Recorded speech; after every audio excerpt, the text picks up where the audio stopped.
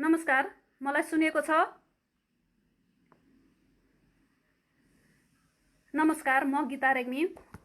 आज भोकाइलेक्सले लकडाउनमा स्रष्टासँग साक्षात्कार कार्यक्रमको 60औं श्रृङ्खलामा म गीता रेग्मी तपाईहरुको समक्ष उपस्थित भएको छु। यो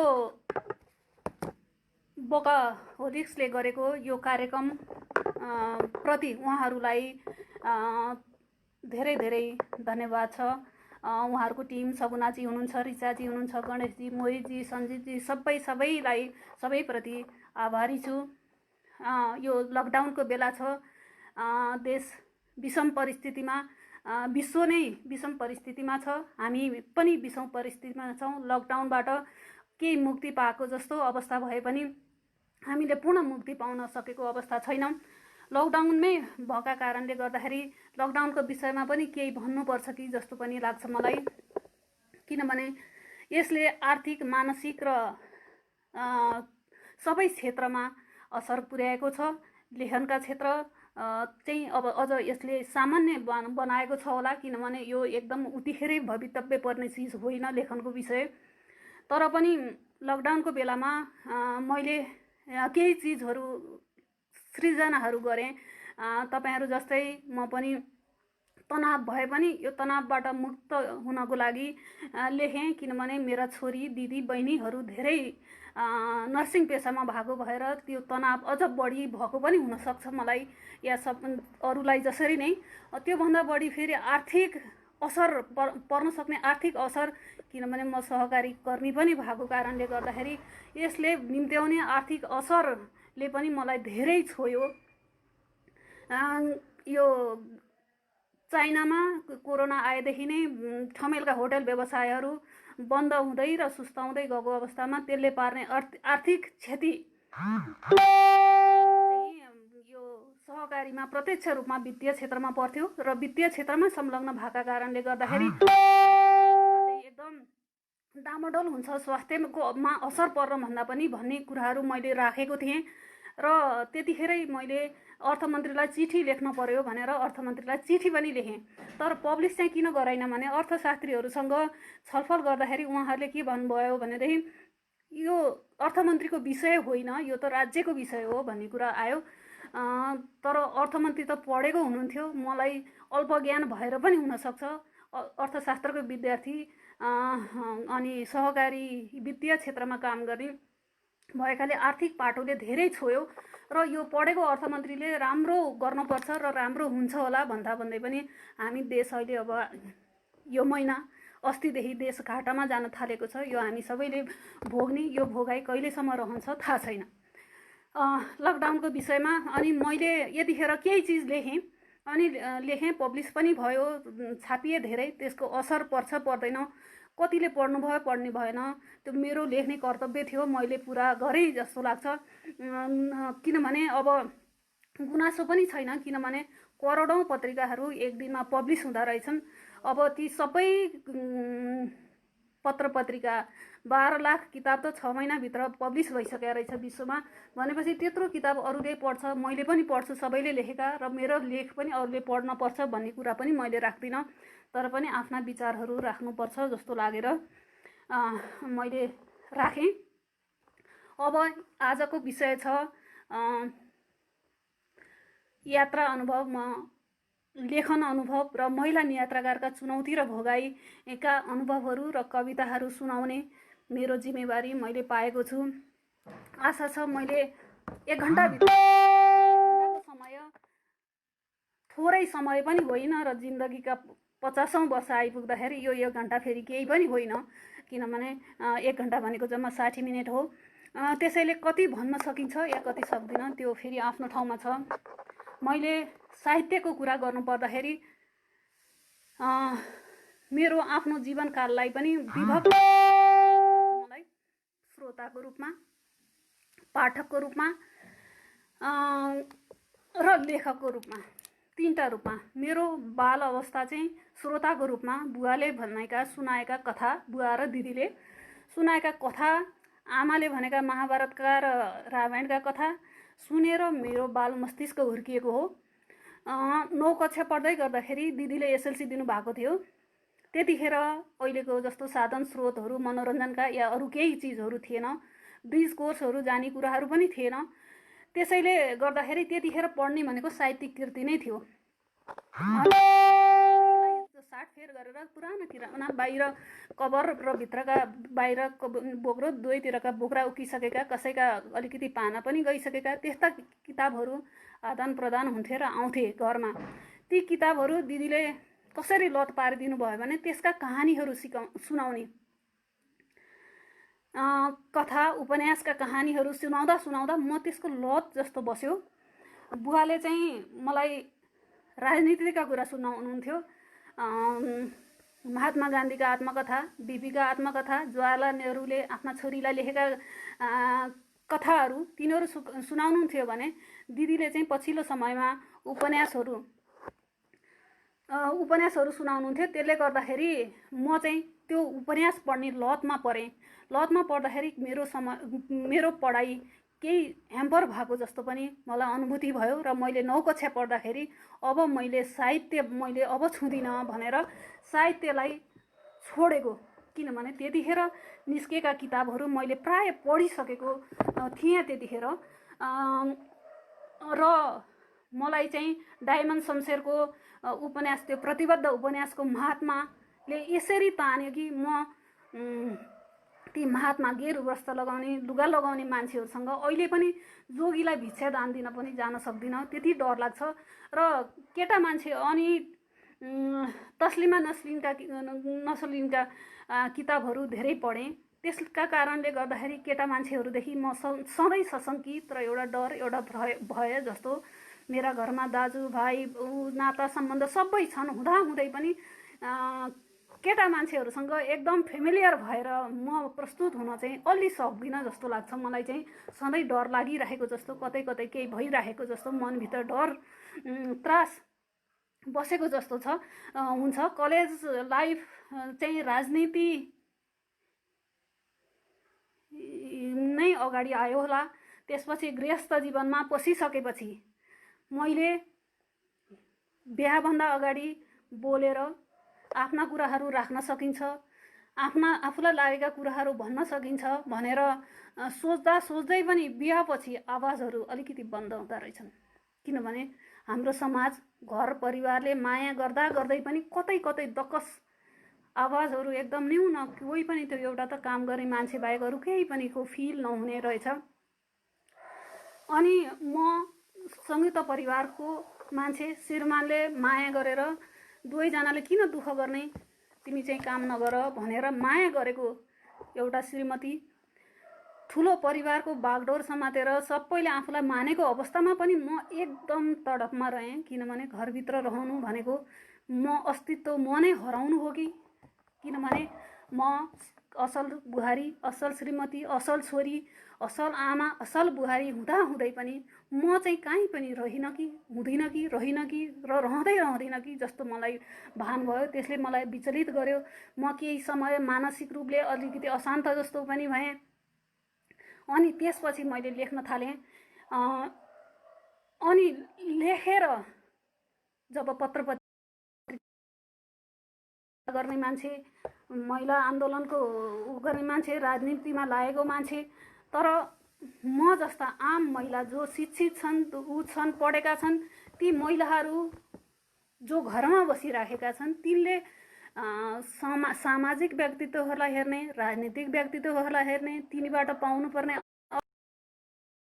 भन्ने कुराहरू चाहिँ मैले प्रत्यक्ष आफूले भोगेँ जस्तो लाग्छ। किनभने म राजनीतिमा लागेको सामाजिक कार्यकर्ता भएर पनि हिँडेको, चितवनमा हुँदाखेरि हिँडेको मान्छे घरभित्रै बस्दाखेरि म फेरि हराइसकेपछि अनि मैले लेख्न थालेँ। नलेखी हुँदो रहेनछ भने जस्तो लाग्यो। अनि लेखेर छपाउन पत्र पत्रिकामा, कान्तिपुरमा म धेरैचोटि धाएँ। पत्र पत्रिकामा जाँदाखेरि पाठक प्रतिक्रियाहरू चाहिँ कान्तिपुरले छापिदिने, लेख चाहिँ नछापिने र अनि सोध्ने तपाईँको परिचय के हो भनेर। अनि मेरो परिचय केही पनि छैन। मैले पास गरेको डिग्री, मैले हेरविचार गरेर बच्चा बच्ची मेरो परिवार त्यो त परिचय नै होइन रहेछ भनेपछि मलाई परिचयको हुटुटीले छोयो। अनि मैले लेख्दै गरेको थिएँ। प्रदीप दाईको किताबको विमोचन एउटा बगर फाउन्डेसनले गरेको थियो, त्यहाँ गएको। अनि प्रदीप दाईले किताब विमोचन भइसकेपछि आएर भन्नुभयो, कथाकार उपन्यासकार के हुनुहुन्छ, नमस्कार है भन्दै आउनुभयो। ओहो, यो पाटो भनेको त फरक रहेछ नि त जस्तो पनि लाग्यो मलाई। अनि मैले त्यो बगर फाउन्डेसनको अध्यक्षलाई मेरो किताब पनि छापिदिनु न, मैले पनि लेखेको छु केही भने। तपाईँले साहित्य लेख्नु भएको छ भन्नुभयो। साहित्य होइन, मेरो त लेख हो, किनभने मलाई त टङ्ग हानी घुमाएर गर्नुभन्दा ती कुराहरू प्रत्यक्ष गएको राम्रो होला जस्तो लागेर मैले चाहिँ लेखहरू लेखेको थिएँ र एउटा किताब हुने जति त्यो तयार भएको थियो। अनि उहाँले के भन्नुभयो भने साहित्य छाप्ने हो, हाम्रो त यस्तो लेखहरूको छापिँदैन भन्नुभयो। हुन पनि हो रहेछ। अनि कथा लेख्न थालेँ, घरै बसेर कथा लेखेँ र कथाको नाम पहिलो कथा नै परिचय राखेर लेखेँ। मेरो परिचय के, मेरो छोरीको परिचय के हो। छोरीले के भनी मलाई स्कुलबाट आएर भनेदेखि, मामु मेरो नाम शर्मा, मेरो थर शर्मा लेखिदिनु भनी। सानो बच्चा 4 कक्षामा 3 कक्षा कि 4 कक्षामा पढ्थी। अनि किन र भनेको, बिहापछि त थर फेर्न पर्छ रे नि त, मेरो थर रहँदैन रे, त्यसैले शर्मा लेखेपछि नि थर फेर्न पर्दैन रे भन्यो। एउटा छोरीको बाल पर्छ त थरले, आफ्नो परिवार कुराले भनेपछि त म त आमा हुँ, त्यही माथि अलिअलि पढेको मान्छे भनेपछि मैले परिचय नै कथा सङ्ग्रह पहिलोचोटि निकालेँ। परिचय कथा सङ्ग्रह, यसको नाम नै साहित्यकार थाहा छैन। मैले किताब साँच्चैको साहित्यकार म हुँदैछु भन्ने कुरा मलाई किन विश्वास छैन भनेदेखि, लागेको यथार्थमा मैले पढेका साहित्यकारहरू त्यो देवताको यहाँबाट आभा निस्किएको जस्तो आभा निस्किराख्नुपर्छ होला। त्यहाँबाट झलझल आभा निस्केर ती आभाहरूले अरूलाई प्रोत्साहित गर्नुपर्छ होला जस्तो लाग्थ्यो। र मेरो त्यो आभा चाहिँ निस्केको छैन। यसकारणले म साहित्यकार हो भन्ने अवस्थामा पनि म पुग्दिनँ। मान्छेहरूसँग यी किताब निस्किने क्रममा मेरो भेट हुँदै गयो, किनभने म प्रत्यक्ष रूपमा साहित्यकारहरूसँग ठोकिँदै गएँ। एउटा संस्था जन्मेको थियो दण्डपानीको, अनि राजेन्द्र अर्याल र सीता अर्याल, उहाँहरू दुईजनाले कथा लेख्नुहुन्थ्यो र अनि ज्ञानबिन्दु भन्ने पत्रिका पनि निस्किन्थ्यो। मैले त्यसमा पनि लेखेँ मान्छे बनेर हर भनेर, किनभने मेरो भाइ जत्तिकै म हुन सक्ने कि नसक्ने, मेरो श्रीमान जत्तिकै भ्यालु मेरो हो कि होइन, म के हो त भन्ने विषयमा त्यहाँ लेखेपछि त्यहाँ चाहिँ मेरो उठाएको कुरालाई प्रतिनिधित्व गर्दै भनेर वंशावलीमा चाहिँ महिलाहरूका, मेरा सासूका, मेरा जेठानीका, मेरा अमजुहरूका नाम चाहिँ समावेश गरियो। त्यसले गर्दाखेरि मलाई असाध्यै एउटा खुसी, पारिवारिक खुसी मिल्यो र पनि एकदमै खुसी मान्नुभयो त्यसको लागि। अनि किताब निस्किने क्रममा हामीलाई थाहा छ यो पाण्डुलिपि कति बोकेर हिँड्नुपर्छ भन्ने कुरा। त्यही माथि म त कसैलाई पनि नचिनेको अनुपम चन्द्र क्याम्पसमा उपप्राध्यापक छ। अनि उसलाई नै भने, दिदी अहिले ननिकाल, केही बाहिर आओस् पत्र पत्रिकामा अनि निकालौँला भन्दै थिएँ। मैले भने मलाई परिचयको हुटुटी छ, मेरो अस्तित्व सङ्कटमा छ, म चाहिँ निकाल्छु भनेर मैले निकालेँ। विमोचन हुने बेला भयो, राजनीति गरेको अलिकति तुइफुइ पनि थियो। अनि राष्ट्रपतिलाई ल मेरो किताब विमोचन गर्न पर्यो भने उहाँले नि सहस्र स्वीकार गर्नुभयो। सहस्र स्वीकार गर्नुभएर म खाजा खुवाउने व्यवस्था गरिदिन्छु, आफ्ना साथीभाइहरू लिएर आउनु भन्नुभयो। अनि घर आएर त्यो सल्लाह हुँदाखेरि घरकोले के भन्नुभयो भनेदेखि, बल्ल बल्ल राष्ट्रपतिलाई भेट्न जान पाउने, हामी त सबै आउनुपर्छ, घरका परिवारै हामी 15-16 जना थियौँ, अनि त्यहाँ त 20-25 जना 30 जनाले त कसरी ठाउँ पुग्छ र भन्ने कुरो निष्कर्ष निस्किएर राष्ट्रपतिले दिएको समयलाई मैले नकारेर अनि प्रज्ञा भवनमा कार्यक्रम गरेँ। अनि त्यहाँ कार्यक्रम गर्दाखेरि जो वक्ता हुनुहुन्थ्यो उहाँले मेरो किताब मेरो मञ्चमा बसेर उहाँले भन्नुभयो किताब रत्तेउली जस्तो छ र मेरो श्रीमानको उद्घोषण कला असाध्यै राम्रो छ। मैले उहाँलाई नै उद्घोषण लगाएको थिएँ। श्रीमानले उद्घोषण गर्ने, श्रीमतीले रेग्मी थर लेख्ने यो महिलावादीको नि पराकाष्ठ हो। किताब रत्तेउली जस्तो छ, यस्तो किताब लेख्ने भनेर उहाँले एकदमसँग भन्नुभयो।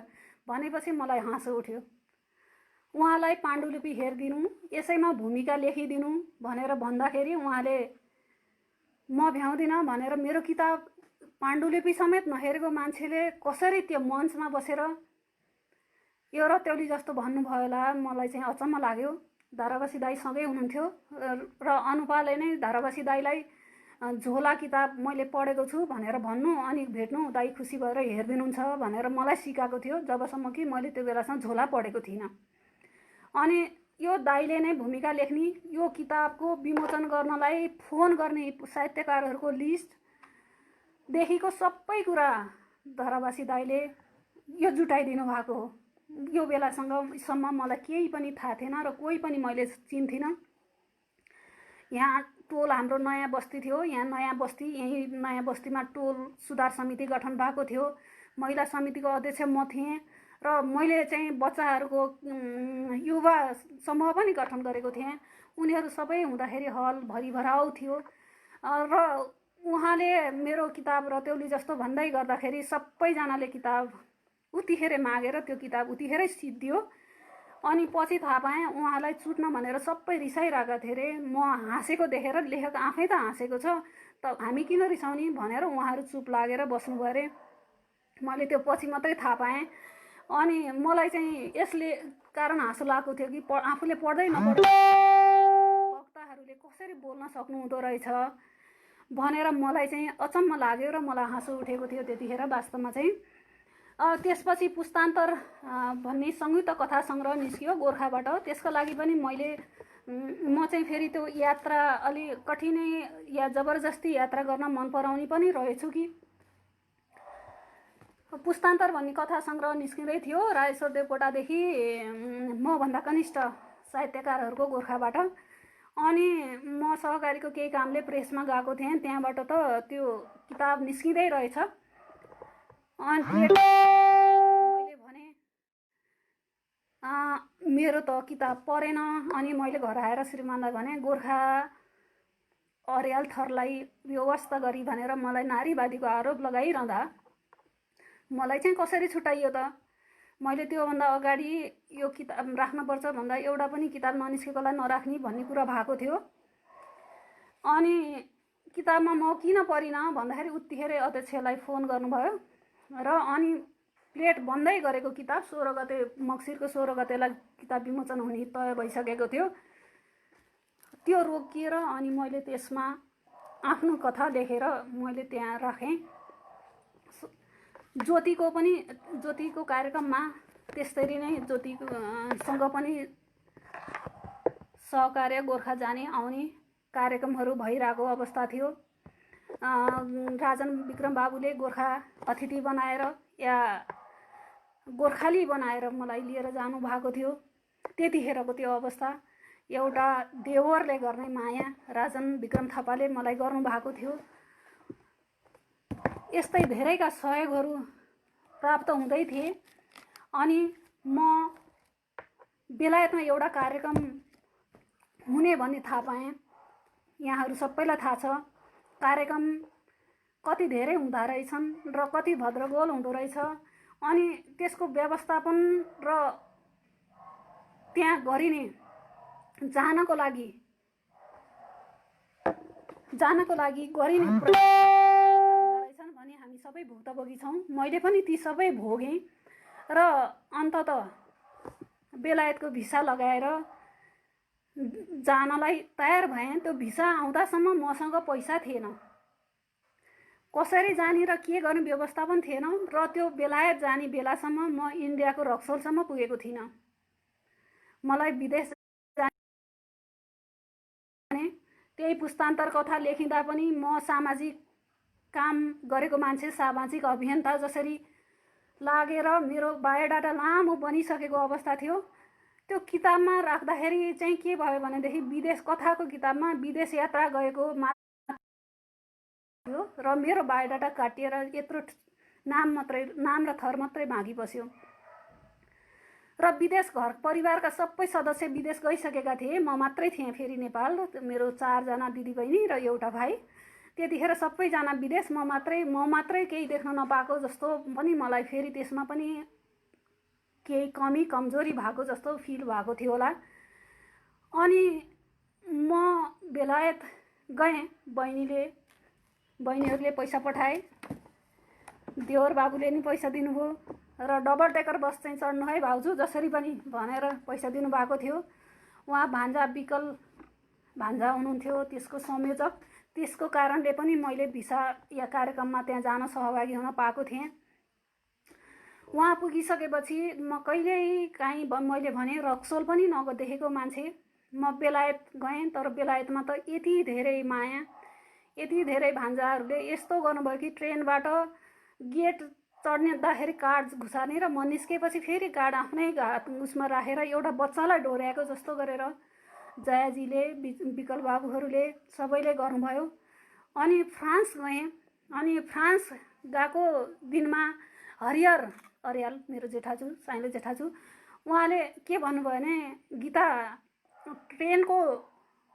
ट्रेनको टुप्पा चाहिँ यो बाटो घर जाने र यो बाटो चाहिँ सहर जाने भनेर उहाँले गएको दिनमै मलाई एउटा म्याप दिनुभएको थियो।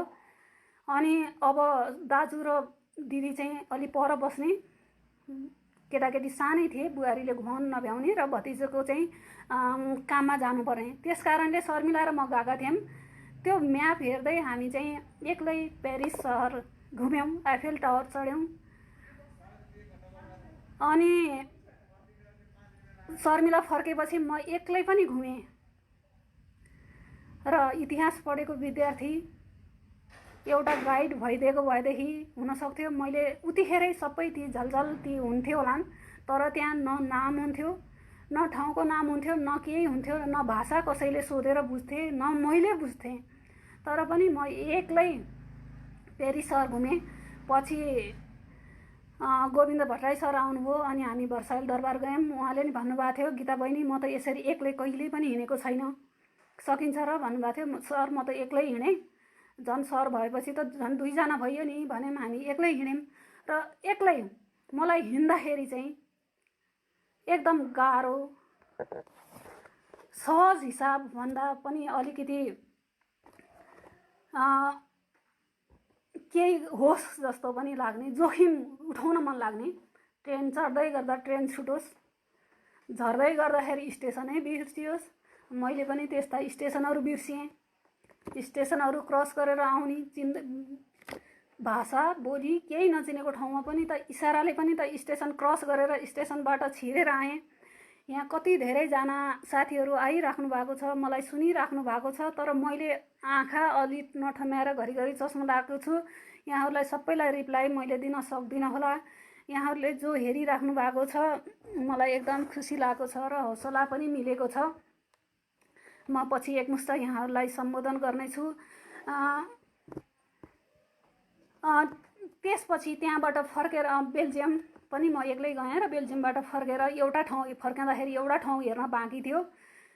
त्यो ठाउँ पनि मलाई एउटा म्यापमा पनि कसैले फोन के अरे भतिजोलाई फोन गर्न लगाएँ कोही मान्छेलाई, र उसले चिना लगाइदिएको भरमा म त्यो ठाउँ पुगेर अनि बेलुका साँझमा घर पुगेँ। किनभने मैले त्यो ठाउँ छोडेँ भनेदेखि मैले फेरि फर्केर आएर, किनभने म पैसा भएर घुम्न गएको मान्छे होइन। मेरो हैसियत, मेरो औकात युरोप घुम्ने एकदम उसमा होटलमा बस्ने त्यस्तो पनि होइन। त्यस कारणले मैले गएको हिँडेको बेलामा सकेसम्म समयलाई सदुपयोग गर्न खोज्छु। त्यो दिन रात किन नहोस्, निदाउने त घर आएर छँदैछ जस्तो लाग्छ मलाई चाहिँ। अनि त्यहाँबाट फर्केर बेलायत आएँ। बेलायत आएपछि चाहिँ घुम्न जाने समय त्यति भएन, स्कटल्यान्ड जाने भन्दै पनि त्यस्तै भयो र म चाहिँ फर्केँ। अनि त्यो फर्किसकेपछि त्यतिखेर चाहिँ सम्म सोचाइ के थियो भने कथा लेख्ने मान्छे कथा नै लेख्छु भन्ने लागिरहेको थियो। तर त्यहाँ भोगेको मेरो भोगाई, कथा पनि लेखेँ एउटा दुईवटा त, तर त्यहाँ भोगेको मेरो भोगाई, त्यहाँ पाएको मैले पाएको माया, मेरो त पहिलो विदेश यात्रा थियो, मैले गरेको अनुभूति। अब घुम्न जानेहरूले त भन्नुहुन्छ गुगलमा देखिन्छ केमा देखिन्छ भनेर, गुगलले मेरो अनुभूति कहाँ भन्छ र।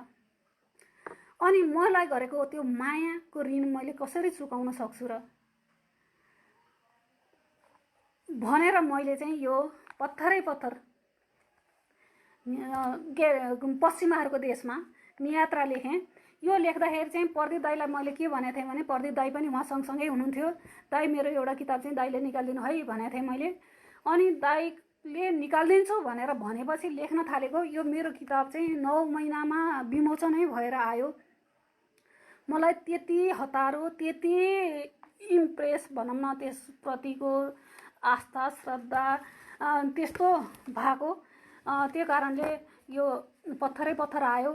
कतिले किताबमा राम्रो एकदम राम्रो भन्नुभयो, किनभने धरावासी दाइले नै एक दिन भन्नुभएको थियो मलाई, नानी तिमी माथि पुग्छौ भनेर।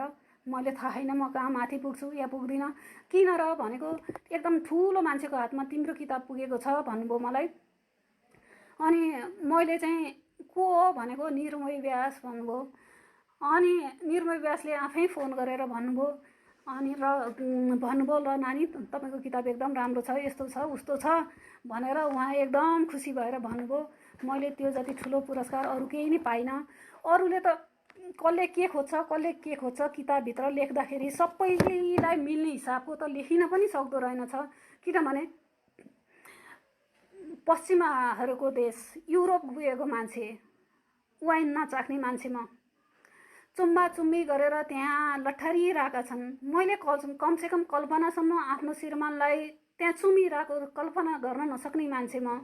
अनि मेरो किताब कसरी पढ्थे, कसैले भन्नुभयो भने दिपकजीलाई त एकचोटि पनि त्यहाँ सम्झेन कहीँ पनि। म त यता जाँदा नि सम्झिन्छु मेरो श्रीमतीलाई, उता जाँदा नि सम्झिन्छु अरू कोही हिँडेको है, जे पनि सम्झिन्छु र उ गर्छु, खुसी हुन्छु, रमाउँछु भन्नुभएको थियो भने। त्यस्ता रसवान चिजहरू चाहिँ सायद मेरा किताबमा, मेरा कृतिमा भेटिँदैन होला। यो किताब लेखिसकेपछि पनि मैले धरावासी दाइलाई नै भने, दाइ एउटा केही लेखिदिनु न भनेको। दाइले के भन्नुभयो, आफ्नो खुट्टामा उभिनु छ भने आफै उभिनु, अर्काको खुट्टा बैशाखी टेकेर नहिँड्नु, आफूलाई के भन्न इच्छा छ त्यहाँ अगाडि भूमिका जस्तो गरेर पनि आफैले लेख्नु भन्नुभएको थियो।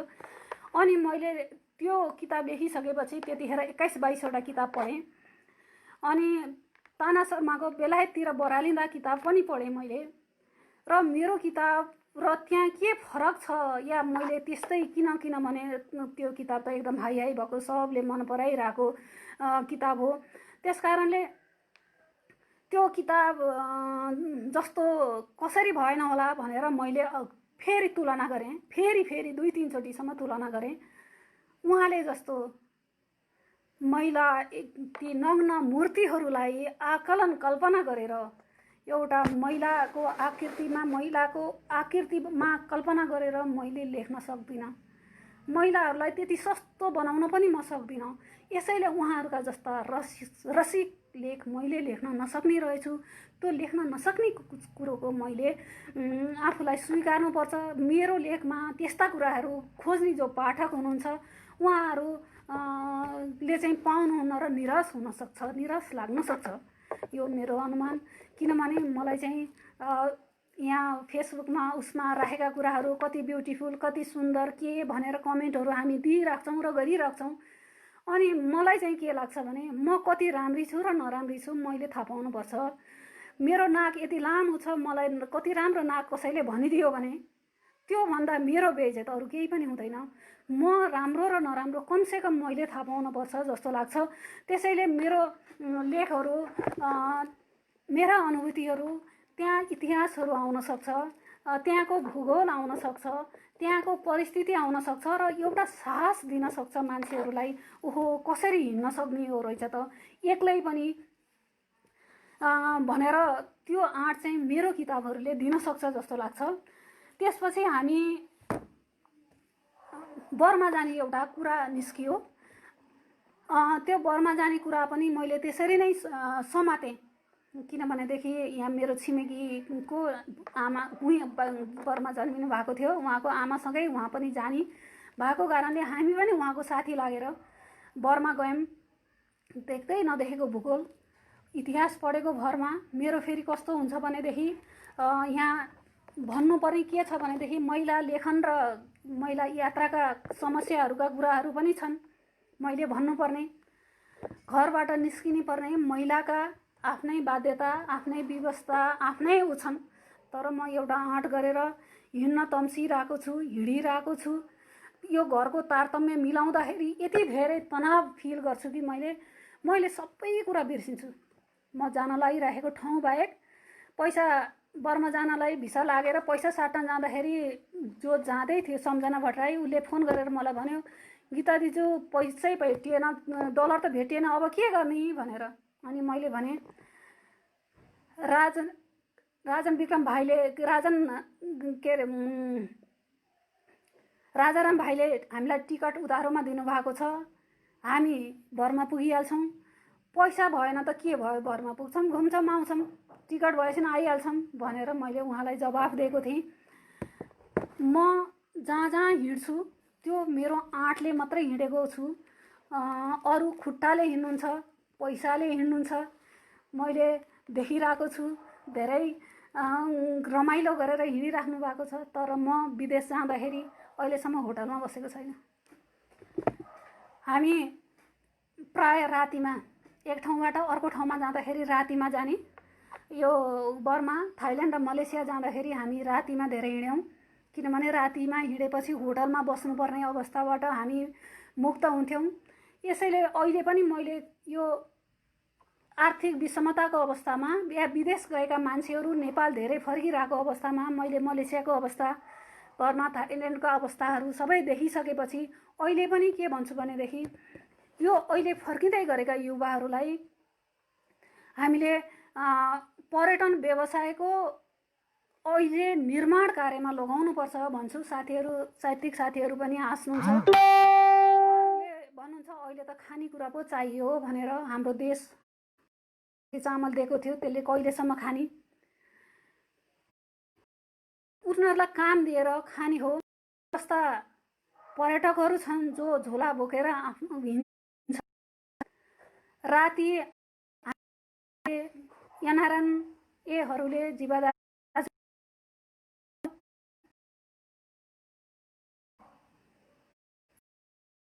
यहाँ होटलहरू बनेका छन्, ठुल्ठुला 5 तारे होटल, 3 तारे होटल, 4 तारे होटल बनेका छन्। म जस्ता यात्री छन् जो घुम्न मात्रै आउँछन्, तिनले गाडी चढ्छन्, सामान्य होटलमा खाना खान्छन् र ती होटल मात्र हेर्न आउँछन्, हाम्रो प्रकृति हेर्न आउँछन्। त्यो प्रकृति जहाँ जहाँ छ, स्थानीय तहमा प्रत्येक गाविसमा या प्रत्येक जिल्लामा एउटा हेर्ने दर्शन लायक ठाउँ बनाइदियो भने म जस्ता पर्यटकहरू पनि आउँछन्। त्यसैले पनि मैले चाहिँ यो पर्यटन व्यवसाय फस्टाउन चाहिँ यात्रा नै हो भनेर भनिरहेको हुन्छु। पछिल्लो समय अस्ट्रेलिया गएँ म। अस्ट्रेलियामा मेरा 3 जना दिदी बहिनी अस्ट्रेलियामा छन्। उहाँहरू एकदम सेटल भएर बसेको अवस्था। तर त्यतिखेर म अलिकति बहिनीको समस्याका कारणले गएको थिएँ। मन समस्यामा जाँदाखेरि समस्या पनि हुन्छ। अनि मैले त्यस्तै दुःखका मान्छेहरू मात्रै खोज्ने प्रयास गरेँ। अस्ट्रेलिया जस्तो विकसित देशमा गएर पनि मान्छे कसरी दुखी बनेका छन् हामीले हेर्ने विदेश र त्यहाँकाले भोग्ने विदेशमा आकाश पातलको फरक छ। त्यो कुरा हामीले किन महसुस गर्न सकेनौँ होला? कति हामी विदेश गएर आएका छौँ, तर हामी साहित्यकारहरू नै विदेश गएर आएका मान्छेहरूलाई त्यो रक्सोल र उसमा इन्डियन पुलिसले लुटेका चाहिँ किन लुट्छौँ होला? मलाई एकदम दुःख लागेको छ। त्यहाँ दिदीबहिनीहरू आएर ट्रेनमा दौडिँदै आएर त्यो सिटमा लोपक्क यसरी टाँसियो र त्यहीँ निदायो। उनीहरूको ओठमा लिपस्टिक छैन, मुखमा उ छैन। थाइल्यान्डमा चाहिँ सबैले त्यही ट्रेनमा बस्दाखेरि मेकअप गरेको देखेको थिएँ। तर त्यहाँ त्यो आवश्यकताको महसुस पनि छैन। किनभने त्यहाँ निन्द्रा पुर्याउनु थियो होला, थकाइ मेट्नु थियो होला। अनि त्यस्तो अवस्थाका साथीहरू, त्यस्तो अवस्थाका मान्छेहरूलाई नेपाल आएको बेलामा हामीले ओहो विदेशबाट आएको व्हाइट लेभल र ब्लू लेभल रक्सी माग गर्नु, होटलमा लगेर खाएर खुवा भन्नु, प्लेन चढाएर कार्यक्रममा लग भन्नु कति जायज होला? यी कुराहरूले पनि मलाई धेरै नै छोएको छ। त्यही भएर अस्ट्रेलियाको नलेखेको भए पनि हुन्थ्यो, तर पनि अस्ट्रेलियाको पनि मैले लेखेको छु। यो अहिले अघिल्लो वर्षै यो विमोचन या त्यसको प्रकाशन हुन्थ्यो होला। अस्ट्रेलिया जाने कार्यक्रम पनि थियो हाम्रो। अहिले यतिखेर यही कोरोनाका कारणले हामी रोकियौँ र त्यहाँ दिदीको छोरीको बिहा थियो, बिहाका लागि हामी जाँदै थियौँ। त्यो जाँदाखेरि मैले त्यो किताब उपहार स्वरूप लिएर जाने योजना पनि थियो, तर त्यो योजनाहरू कोरोनाले हाम्रो रमाइलो पनि लुट्यो र किताब आउन पनि ढिलो भयो। अब किताब आउँदाखेरि कसरी आउँछन् त्यो पनि थाहा छैन। दिपकजीको पनि सँगै किताब विमोचन गर्ने भनेर हामीले दुईटै तयार गरेका छौँ। यसपटक चाहिँ अबको विमोचन कस्तो रहने भन्ने सवालहरू पनि आउन सक्छ, किनभने हामी मान्छे धेरै जम्मा भएर त्यहाँ कार्यक्रम गर्न नसकौँला। हाम्रो आर्थिक अवस्थाहरू के कस्ता हुन्छन्, हामी जुन परिस्थितिमा हिजो थियौँ त्यो परिस्थितिमा भोलि रहौँला भन्ने पनि छैन। हामी स्वस्थ हौँ। किताबहरू त यी बुकका रूपमा पनि हामीले विमोचन गर्न सक्छौँ, तर पनि एउटा किताब चाहिँ मलाई विमोचन गर्ने रहर छ, श्रीमान श्रीमती हामी दुवैजनाको। किनभने मेरो भन्दा उहाँको लेखन, वाक्कला सबै हिसाबले उहाँको राम्रो छ। उहाँ अरूको हिँड्ने तर आफ्नो लागि केही पनि नगर्ने भएका कारणले उहाँको पनि आइडेन्टिटी बनोस् भन्ने मेरो चाहना छ। अनि कतिको भनाइ छ विदेशको मात्रै यात्रा लेख्ने, विदेशको मात्रै यात्रा चाहिँ नियात्रा हो र भन्ने कमेन्टहरू पनि आउँछन्। त्यो पनि एकदम ठिक हो। मैले मेरो आफ्नो किन मैले विदेशका नियात्रा लेखेँ र किन विदेश गएँ भनेर भने त्यसको उत्तर यहाँहरूले पाउनुभयो होला। र स्वदेशको पनि मैले तयार गर्दैछु र स्वदेश नहिँडेको पनि होइन। मेरो घुँडाको समस्या मलाई हिँड्न हुँदैन। 10 वर्ष भयो होला मेरो घुँडा फेर्नुपर्छ भनेको, तर त्यही घुँडा बिसारेर म डाँडा काँडा पहाड हिँडिरहेको छु। त्यसैले म त भन्छु, पटक पटक भन्छु, म आँटले मात्रै हिँड्ने हो, पैसाले या शरीर या खुट्टाले होइन। म गोसाइँकुण्ड पनि गएँ, त्यहाँ लेक लाग्यो, मलाई आजमाको समस्या छ। अनि त्यही भएर श्रीमानले छोरीले त्यति धेरै मलाई हिँड्नलाई प्रोत्साहित गर्नु नसकेसम्म नजाओस् भन्नुहुन्छ। तर मेरा आफ्नै बाध्यता, आफ्नै तर्क, आफ्नै परिवेश, मन आफ्नै किसिमको पनि छ होला सायद। भोलि मैले यो घुँडा टेक्नै सकिनँ भने म कहाँ हिँड्न सक्छु र? हामी पोहोर असारमा लाङटाङ गयौँ, दुःख कति, तर त्यो दुःखले प्राप्त गर्ने रमाइलो, त्यो दुःख भएन भने त कसरी सम्झिन्छ र? बिचमा प्रभा बहिनीसँग नजिकै रहेछ, नजिक हुँदाहुँदै पनि हामी जोडिएको चाहिँ फेसबुकबाट नै हो। प्रभा बराल उहाँ भएपछि सँगै यहाँ इन्डिया या नेपालका भागहरूमा हिँड्नलाई चाहिँ उहाँ साथी हुनुभएको छ सहज रूपले। किनभने हामी दुवैजना त्यति धेरै केटा मान्छेसँग फेमिलियर नभएका कारणले, त्यसको फेरि अन्यथा अरू कारण केही होइन, तर आफ्नै मनको भएका कारणले गर्दाखेरि हामी दुईजना भयो भने हामीलाई कम्फर्टेबल फिल गर्छौँ हामी।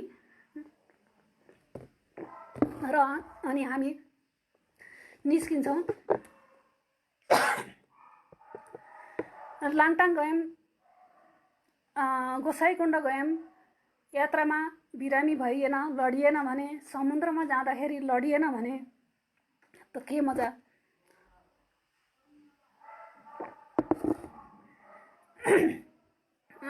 समुद्रमा लडेर खुट्टा भाँच्ने, हिँड्दाखेरि बाटो बिरिने, त्यस्ता कुराहरू चाहिँ धेरै। ती कुराहरू उतिखेर गाह्रो भए पनि जुत्ता छोडिएको कुरा मैले सानो एउटा क्लिप राखेको थिएँ।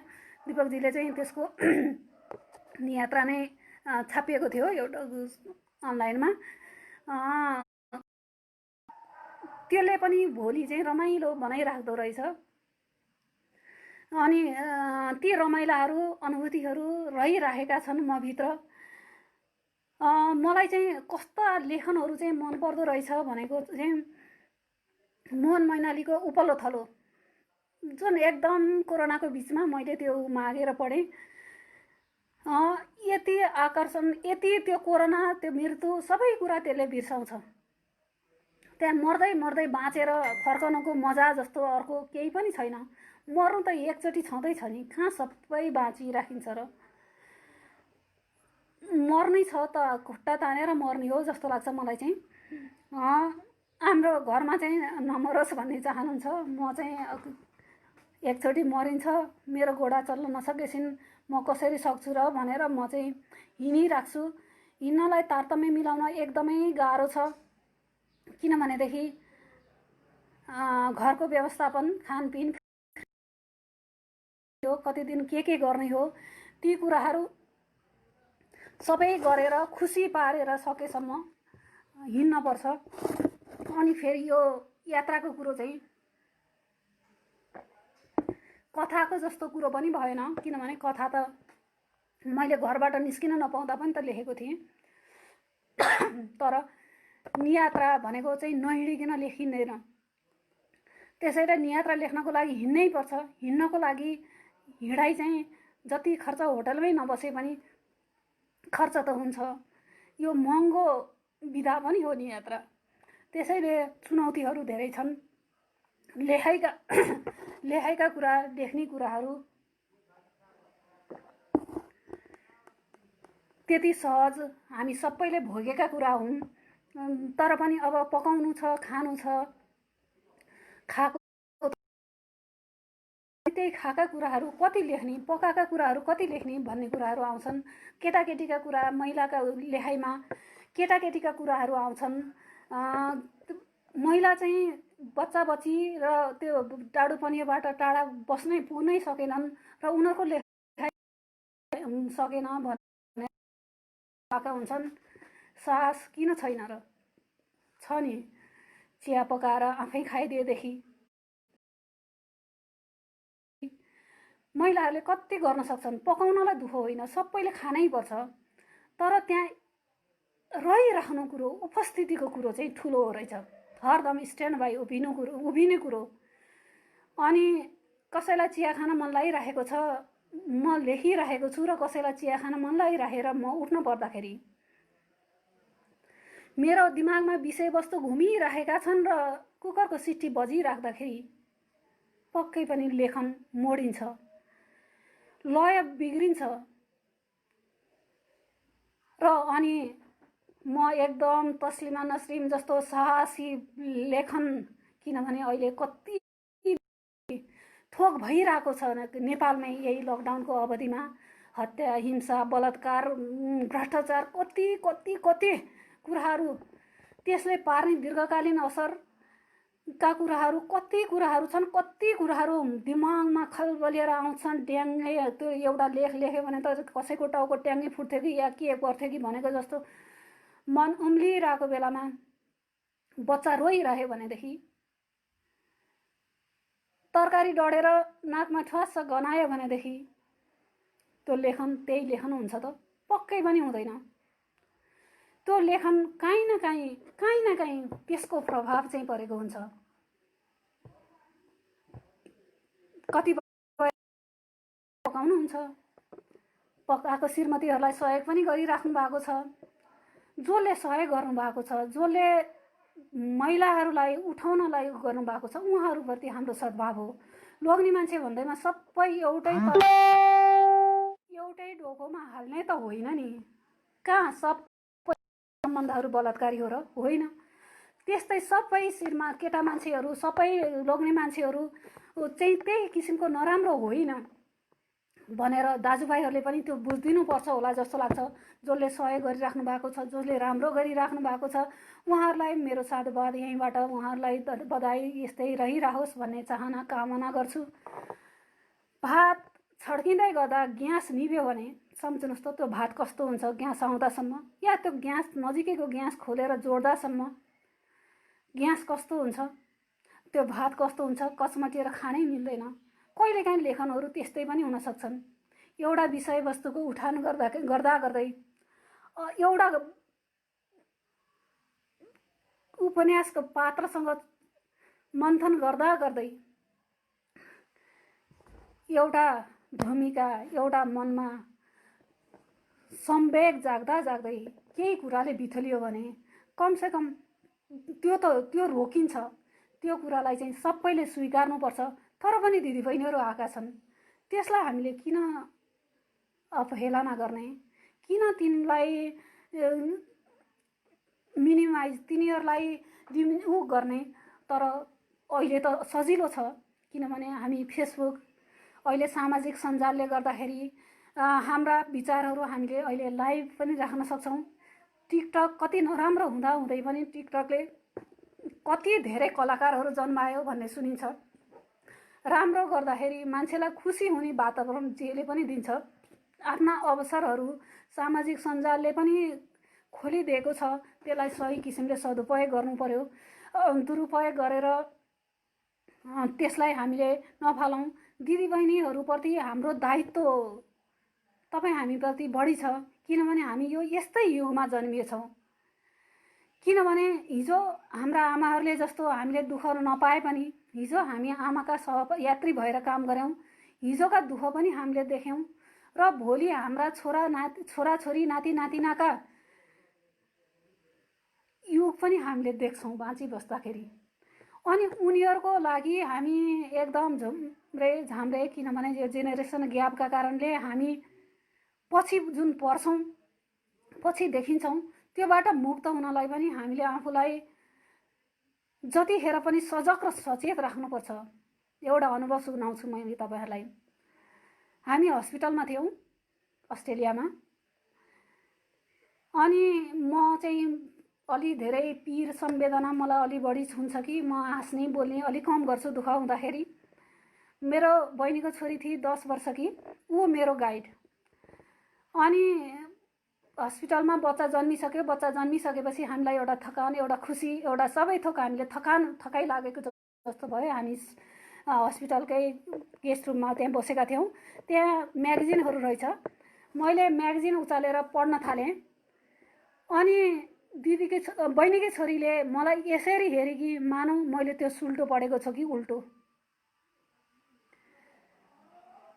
अनि मलाई हाँसो लाग्यो। अनि दिदी मलाई त यसले त उनै सोचिछ कि के गरिछ होला भन्यौँ। हामी एकदम हाँस्यौँ।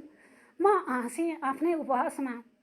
यसैले हामीले हाम्रा केटाकेटीका अगाडि पनि हामी तिमीहरू जत्तिकै छौँ भनेर देखिनको लागि पनि हामीले जतिखेर नि हामीले सजग गर्नुपर्छ। हामी यत्तिकै हिँड्यौँ भने पनि फेरि घर परिवार समाज जुन छ त्यो लथालिङ्ग भत्ताभुङ्ग हुन्छ। त्यो जोगाउनु पनि हाम्रो दायित्व छ। हामीभित्र धेरै दायित्वहरू छन्। ती दायित्वहरूलाई पुरा गर्दै त्यो भित्र फेरि आफूलाई खोज्नु छ। यो कठिन छ।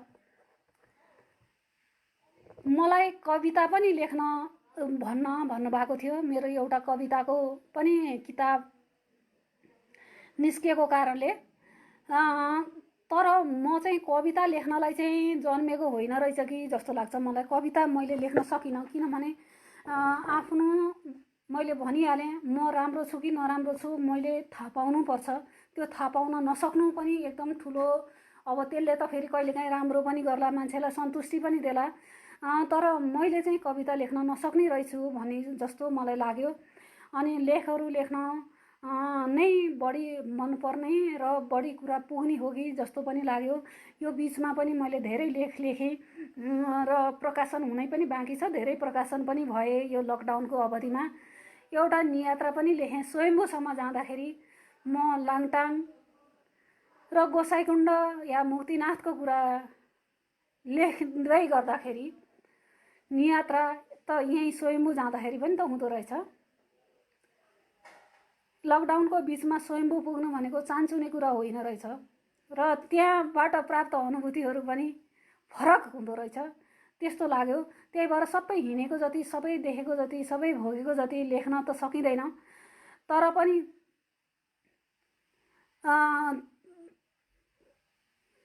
तर पनि जेले छुन्छ त्यो चाहिँ लेख्न सकिँदो रहेछ। मैले एउटा देखेँ, तपाईँलाई मनपर्ने विधा के हो भनेर भन्नुभएको छ। मैले अलिअलि मात्रै यहाँ देख्न सकिरहेको छु। अब उमेर पनि अलिकति बिचतिर पुग्यो, त्यसैले नै होला, चस्मा लाएर पनि कम देखेको छु।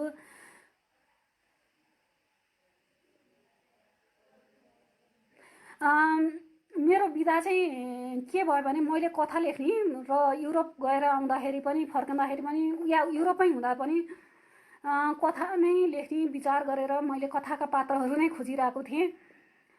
तर जब फर्केँ अनि र त्यसले मलाई के अनुभूति गर्यो भनेदेखि, ओहो म त पहिलोचोटि गएको, मैले गरेको अनुभूतिलाई लेख्नुपर्छ भनेर लेखेँ।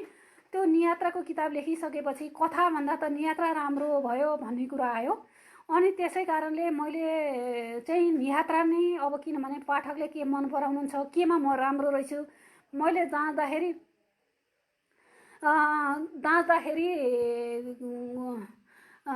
चाहिँ नियात्रा नै सक्दो रहेछु कि जस्तो लागेर मैले नियात्रा विधालाई मन पराएँ। नजिकको तीर्थ हेला भएर होइन, म आफ्नो देश घुमिरहेको छु। मैले घनघसियाको उकालो चढ्दा पढेर हुर्केको, नौगछियामा पढेको ताना शर्माको। अनि मेरो मामा घर पहाड लमजुङ हो, दुर्डाँडा। हामी चितवनबाट पहाड जाँदाखेरि तछाड मछाड हुन्थ्यो आमासँग। आमाको नि अब कसलाई लाने कसलाई नलाने, धेरै बच्चा लान पनि त नसक्ने होला, 5-5वटा बच्चा। अनि मैले आमाले दिदीलाई भन्दै गरेको सुने, सानो गीतालाई लगेन भने त उसले त खुट्टा उफार्छे र रुन्छे, तिमी चाहिँ बस है भनेर दिदीलाई फकाएको सुने। भनेपछि म जान पाउने रहेछु भने मलाई खुसी लाग्यो। मैले पिर्यो भनेदेखि म जान पाउने रहेछु भन्ने लाग्यो सायद मेरो बाल मस्तिष्कमा। त्यसपछि म गएँ र त्यतिखेर जाँदाखेरि, पहाड जाँदाखेरि त्यो रतनपुरको उकालो भनेको चाहिँ एकदम त्यही उसलाई बिर्साउने खालको जस्तो थियो। किनभने हामी चैत वैशाखमा गएको थियौँ जस्तो लाग्छ। फुल्दै थियो। त्यतिखेर पानी खान नपाएर प्याक प्याक प्याक भएको। अनि मैले त्यही घनघसियाको उकालो जस्तै रतनपुरको उकालो लेख्छु भनेर त्यतिखेर पनि लेखेको थिएँ। तर अहिले जस्तो देखाउने हेर्ने त्यस्तो केही पनि अवस्था नभएको कारणले अब त्यो त्यसै कता हरायो। अहिले नेपालका नियात्रा मैले अब यो त्यही त मैले अघि नै भने, किन मैले विदेशका मात्रै नियात्रा लेखेँ भनेर मैले भनिसकेको छु। अब लेख्ने नियात्राहरू स्वदेशका नियात्रा हुन्छन् र यो छिटै प्रकाशन हुन्छ। त्यो छिटै प्रकाशन हुने क्रममा अबका प्रकाशनहरू चाहिँ यी बुकका रूपमा हुन्छन् होला र हुनुपर्छ होला जस्तो लाग्छ मलाई। किनभने हाम्रो क्रय शक्ति र हामी जाने हिँड्ने भनौँ न यी कुराहरूले गर्दाखेरि र हाम्रा सहभागिताका, हाम्रा उपस्थितिका कुराहरूले गर्दाखेरि पनि अब चाहिँ ई बुक नै ठिक हुन्छ होला जस्तो लाग्छ। उषा दिदीले भन्नुभएको छ बुढेसकाल भन्न ठिक हुँदैन भनेर, तर मेरो छोरीको अगाडि त म त बुढै हो दिदी। तर पनि मैले लेखेको छु, गोसाइँकुण्डको यात्रा लेखेको छु। अब हाम्रो 1 वर्ष हुँदैछ हामी लाङटाङ गएको असारको बेलामा। त्यो पनि पानी मध्य बर्खा, असार 22 गते हामी गएको। 16-17-18 गतेदेखि मनसुन सुरु भएको थियो। त्यो मध्य बर्खा जस्तो समयमा हामी लाङटाङको यात्रामा निस्केका थियौँ। त्यो बेला के थियो भनेदेखि नियात्रा समाज नेपालको म कोषाध्यक्ष। नियात्रा समाज नेपालले कृतिहरू विमोचन गर्ने या भनौँ न त्यसको अन्तर्क्रियाहरू गर्ने त गर्ने, तर आफूले कहीँ पनि नहिँडाको, कहीँ पनि जाने भनेर कार्यक्रम बनाउँदै पनि नगएको अवस्था थियो। अनि त्यो चाहिँ मेरो संयोजकतामा कार्यक्रम तय भएको थियो लाङटाङ यात्राको चाहिँ। अनि त्यसमा पनि मैले हात झिकिदिएँ भनेदेखि त त्यो पनि त क्यान्सल भयो। अघिल्ला जुन कार्यक्रमहरू क्यान्सल भइरहेका थिए, स्थगित भइरहेका थिए, रद्द भइरहेका थिए, यो पनि रद्द भयो भने त अनि मेरो फेरि मैले जुन अस्तित्वको लडाइँ लडिरहेको छु त्यहाँ त म पनि त फेरि बराबर भएँ। मैले गरेको भन्ने कुरा त के रहन्छ र भन्ने हिसाब लाग्यो। र मैले प्रतीक दाजु, प्रभा बहिनी, हामीले चाहिँ सम्झना भट्टराई, सरस्वती अर्याल, रन्जु दाहाल भएर अनि बखत आई अनि रन्जुको छोरी गरेर हामी 8जना भएर गएका थियौँ। झरिलो मौसम। अब त्यो हामी फेरि कहिल्यै पनि जान सक्दैनौँ त्यहाँ, किनभने अब त्यहाँ अब त्यस्तो बाटो एकचोटि गएपछि फेरि त्यो जाने ठाउँ हो कि होइन त्यो सिजन अलिकति नभएका कारणले गर्दाखेरि हामीले जुन त्यहाँको रमाइलो हो त्यो चाहिँ लिन पाएनौँ। फर्काउँदाखेरि एकदम पानी पर्यो। अनि त्यो लेख्नु छ र त्यो किताब आउँछ। अनि त्यो तीर्थ हेला भएको होइन। भूकम्पले गर्दाखेरि त्यो 400-500 मान्छेहरूलाई एउटा हिमालय भाँचिएर तालमा परेर त्यो 400-500 मान्छेहरू खाएको ठाउँ र त्यो हिउँ नजमेको हिउँ त्यो जम्न र अझै बाँकी रहेको हिउँ माथि टेकेर हामी लाङटाङ गरेर आएका हौँ। त्यही भएर नजिकको तीर्थ हेला गरेको होइन, लेख्नलाई मात्रै म पछि लेख्छु, किनभने मैले देखाउनु छ नि त। अरूले मलाई केही पनि गर्न जान्दैन, केही गर्न जान्दैन, विदेश देख्न सक्दैन भनेको कुराहरूलाई देखाउनु पनि छ र त्यहाँको भोगाइहरूलाई राख्नु पनि छ। त्यहाँ गइसकेपछि त छुट्टै फेरि छुट्टै अनुभूतिहरूले मलाई जाँदाखेरिको जुन थियो एउटा च्यालेन्ज जस्तो, फर्काउँदाखेरि फेरि मायाले लफरक्कै भिजेर आएको थिएँ म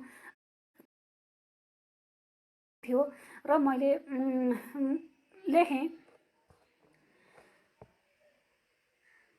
अनि एउटा दुईटा कविता त म पनि सुनाउला, तर म कसरी विक्षिप्त भएँ भनेदेखि अहिलेको यो लकडाउनको अवस्थामा यी अहिले हामीले भोगिरहेका, हामीले गर्न नसकिने कुराहरू पनि त कति छन्। हामीले साधारण आँखाले देख्ने कुराहरू यी शासकहरूले किन देखेनन् होला?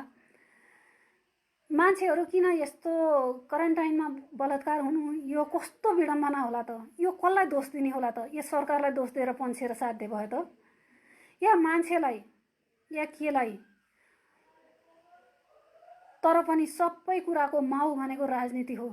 राजनीतिले बाउ माउ र बाउ नै व्यथितिका भइसकेपछि सबै सन्तानहरू लथालिङ्ग भताभुङ्ग र जड्या फुड्या सबै कुरा हुन्छ त्यहाँ। त्यो त्यसैको उपज हो। त्यसैले मैले लेखिरहेको थिएँ। अहिले सोचेको थिएँ यो लकडाउनकै बिचमा एउटा किताबै लकडाउन डायरी भनेर किताबै ई बुकको रूपमा निकाल्छु भन्ने पनि थियो, किनभने एउटा लेख एकदम ऊ भएको बेलामा त लयबद्ध भएको बेलामा त लयबद्ध भएको बेलामा त 2 घन्टामा एउटा लेख लेखेर सकिँदो रहेछ। अनि मैले सोचेँ यस्तो विधि हुँदाखेरि त मैले सकिहाल्छु नि जस्तो पनि भएको थियो। बिचमा दाँतको अपरेसन गर्न पर्यो, मलाई दाँत कान दुखेर एकदम हैरान भयो। त्यसको पनि संस्मरण लेखेको छु मैले। कविता पनि लेखेँ, तर पछिल्लो समय मैले केही लेख्न नसक्ने भएर यहाँ साथीहरूले किन कमेन्ट गर्नु न भनेर फेसबुकमा भनिरहँदाखेरि पनि मसँग शब्द हराए भनेर भनेको थिएँ र त्यही यो एउटा लेखिसकेपछि मैले चाहिँ लेख्नु छोडेको छु। छिटै लेख्न थालौँ जस्तो पनि लाग्छ। लेखौँ के लेखौँ? शब्द, अक्षर वा भावना? गरौँ त के गरौँ? आग्रह वा पूर्वाग्रह? हेरौँ त के हेरौँ? नग्न नृत्य, विवश र लाचार सबहरू, प्रेमका नाममा, जातका नाममा, भोगका नाममा र भोगका नाममा लड्दा लड्दै हारेका हरुवाहरू, पोखौँ खोक्खै के पोखौँ? आँसु, रहर वा हाँसु? चिथोरौँ निचोरौँ वर्तमानलाई या आउने भविष्यलाई? भोगिरहेका छौँ कति निर्लज्ज समय हो, बदनाम भएको छ यो समय, धर्मराउँदैछ सभ्यता हो। यसैले मैले शब्द लेख्न सकिनँ, लेख्नै सकेको छैन।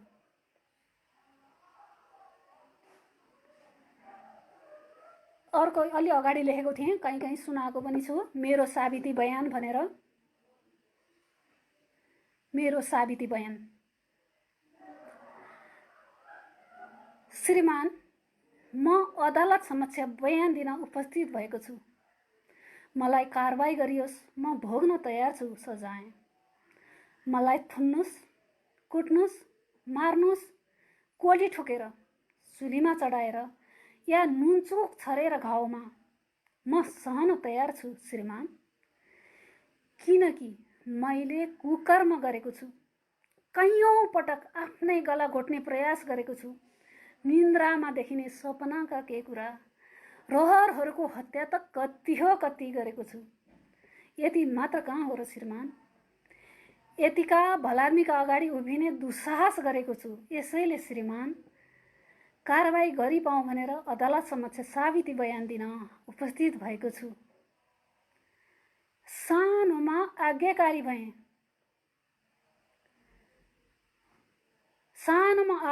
भएँ, डोली चढेपछि कहिले भित्ताको फ्रेम जस्तै शालीन भएँ, कहिले रोबोट जस्तै बने, कहिले ममता बही बने, कहिले उर्वशी बने, लक्ष्मी बने, सरस्वती बने, कुलवधु बने। श्रीमान म बन्नै सकिनँ, खाली एक मात्र कठपुतली बने। र त श्रीमान सपनाहरूले तर्साइरहेछन्, रहरहरूले झस्काइरहेछन्। जब जब उभिने प्रयास गर्छु ओठबाट निस्कन्छन् शब्दहरू, म आफू मान्छे जस्तो भएर तब पोथी भाषेको हल्ला गर्छन्। यसैले ती अधुरा सपनाको कसम, अपुरा रहरहरूको कसम श्रीमान, तिनको हत्याको प्रायश्चित गर्नका लागि म अदालत समक्ष उपस्थित भएको छु।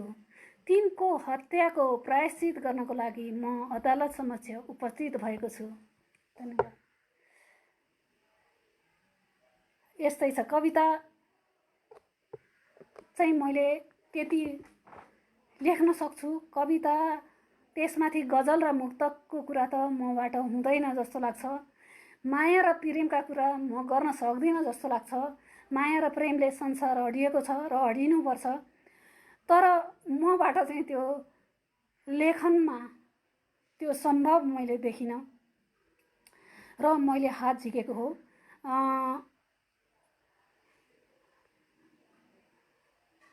र यहाँ कमेन्टहरू आइरहेका छन्।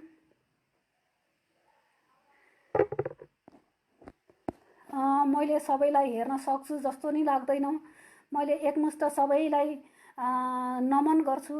यहाँहरूले मलाई सुनिदिनु भयो, यो बोल्ने मौका दिनुभयो।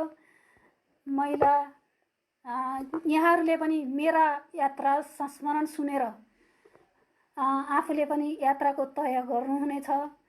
किनभने केटा मान्छे केटी मान्छे हाम्रो लागि 24 घण्टा हाम्रो लागि बराबर, केटा मान्छेलाई पनि र केटी मान्छेलाई महिलालाई पनि बराबर हो। अनि हामी बाँच्ने समय पनि उस्तै हो। अनि त्यसपछि दाजुभाइले मात्रै उन्नति प्रगति गर्ने, दाजुभाइका सहधर्मिणी भएर मात्र आफ्नो अस्तित्व मेटाउनु भन्दा सँगसँगै हामी एक रथका दुई पाङ्ग्रा सँगै चल्यो भने त्यो धुरा पनि भाँचिँदैन जस्तो लाग्छ मलाई चाहिँ। त्यो धुरा सँगसँगै आफू पनि अगाडि बढौँ। भात र भान्सा त नेपालमा भोकले 2 जना अहिले चाहिँ मरे, नत्र भने नेपालमा भोकले कोही मरेको थिएन। खाना नपाएर मर्दैन, खानी पकाउने कुरा त गरिहालिन्छ। पहिला पहिला सामाजिक काम गर्दाखेरि चाहिँ मैले साथीहरूलाई के भन्थेँ भने 2 घण्टा हाम्रो समय ढिलो सुत्ने र छिटो उठ्ने गरिदियो भने भइहाल्छ नि भनेर मैले मिटिङहरूमा या केही कार्यक्रमहरूमा बोलाउँदाखेरि यहाँको साथीहरूलाई भन्ने गर्थेँ। तर अहिले यो लेखन थपिएपछि रातिको समय लेखनले तानेको छ। यसले गर्दाखेरि रातहरू धेरै फाल्नु पर्ला, तर रातहरू धेरै फाले पनि त्यही 24 घण्टाभित्रकै रात फालिने हो। हामीले आफ्नो लागि पनि केही गरौँ। कसैले केही भन्छ, कसैबाट चित्त दुख्छ, केही गर्छ भने त्यो चित्त दुखाइलाई त्यससँग दुश्मनी गाँच्ने होइन, त्यो चिजलाई नजिकै राख्ने भन्छु म चाहिँ। किनभने भनिन्छ पनि जसले कमेन्ट गर्छ, आलोचना गर्छ, उसलाई चाहिँ अगाडिको बुखिच्या जसरी अगाडि राख्नु रे। अनि तपाईँ घरबाट निस्किँदै गर्दाखेरि तपाईँले लगाएको टोपी बाङ्गो छ कि सिधा छ, तपाईँले लागेको टिका कता छ, यताउता पो परेको छ कि, तपाईँले लागेका चिजबिजहरू गलत पो परेका छन् कि, ती कुराहरूको सुधार गर्न पाइन्छ रे। त्यसै कारणले सबैलाई आलोचना गर्दाखेरि पनि सकारात्मक आलोचना गरौँ। मलाई किन खुसी लाग्छ भनेदेखि अस्ति पनि सरिता आर्यले मेरो पश्चिमहारको देशमा यात्राको समीक्षा लेखेपछि भन्नुभएको थियो, एकचोटि हेर्नु त तपाईँलाई कस्तो लाग्छ, मनपर्छ कि पर्दैन भन्नुभएको थियो। मैले उहाँलाई भनेको थिएँ त्यो त तपाईँको कुरा हो नि, मेरो त्यो मनै नपर्न पनि त सक्छ। तपाईँलाई जसरी मेरो पहिलो किताबमा किताबै पढ्दै नपढिकन मेरै मञ्चमा बसेर रतेली जस्तो किताब भनेर आलोचना गर्दाखेरि त मैले सहेको मान्छे भनेदेखि त तपाईँलाई के लाग्छ? तपाईँको विचार लेख्ने हो, मेरो विचार त्यहाँ थुपरियो भने त तपाईँको कहाँ भएर दृष्टिकोणै भएन। त्यसैले निर्मय व्यास दाजु हुनुहुन्छ, उहाँले नियात्राको कुरामा यति राम्रोसँग आलोचनात्मक टिप्पणी गरिदिनुहुन्छ। मलाई चाहिँ त्यस्तो मान्छे एकदम मनपर्छ, जसले सकारात्मक रूपमा आलोचना गर्छ। त्यसले गर्दाखेरि हामीलाई अगाडि बढ्न या माथि जानलाई सहज हुन्छ, हाम्रो अगाडिको बाटोहरू उज्यालो हुन्छन्। हुनसक्छ हामी अहिले नेगेटिभ कुराहरू, अरूको आलोचनाहरू सहन नसक्ने अवस्थामा छौँ, किनभने अहिलेको अवस्था नै यति कमजोर रहेछ कि हाम्रो खानपिनले नै होला। हामी राम्रा कुराहरू मात्रै पचाउन सक्छौँ, नराम्रा कुराहरू भनेको हामीले पचाउन सक्दैनौँ।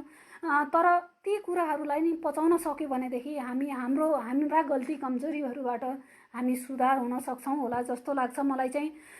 त्यही भएर यहाँहरूले पनि अरूले आलोचना गर्यो भने उसलाई नजिकै राख्नु। अझ गाली गर्ने मान्छे, रिसाउने मान्छे छ भने उसको अगाडि आफू नजिकै जानु र उसले घोचिराख्दाखेरि आफूले अर्को नयाँ चिज जन्माउनु।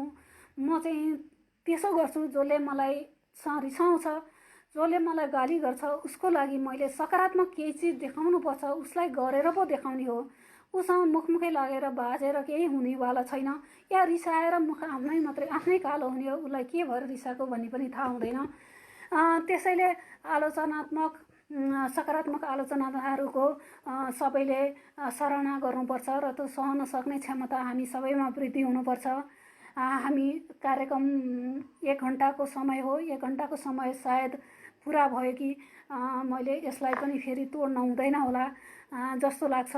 यहाँहरूले मलाई सुनिदिनु भयो, हेरिदिनु भयो र यो प्लेटफर्म दिने हुने भोकालिक्स परिवारप्रति पनि हार्दिक आभार हुँदै यहाँहरूको एन्सर मैले दिन सकिनँ। अब यो राखेपछि मैले दिनेछु भन्ने लागेको छ। हामी यसपछि पनि जोडिएका छौँ। हाम्रा क्रिया प्रतिक्रिया कुराहरू हामीले गर्न सक्छौँ। अवश्य पनि कुरा गर्ने ठाउँहरू, प्लेटफर्महरू धेरै छ। अनलाइन पत्रिकाहरू धेरै छन्। दिदीबहिनीहरूलाई यहाँ त लेखक मात्रै हुनुहुन्छ। आफ्ना दिदीबहिनीहरूलाई पनि लेख्न प्रोत्साहित गऱ्यौँ भने, आफ्ना छरछिमेकी दिदीबहिनीहरूलाई लेख्न गऱ्यो भने, अहिले त अनलाइनहरू कति धेरै छन्, छापिदिन्छन्। उनीहरू खुसी भएर उनीहरूको पनि मनोबल बढ्छ जस्तो लाग्छ। यति भन्दै म यहाँहरूसम्म बिदा हुन्छु। हस्, नमस्कार।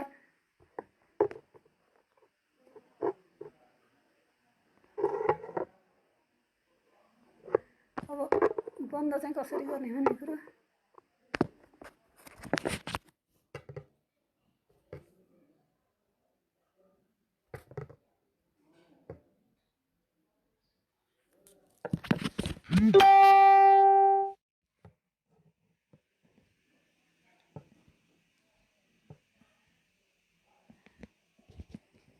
यो क्यान्सल उतैबाट गरिदिनु पर्ला कि यताबाट गर्ने भन्ने कुरो पनि म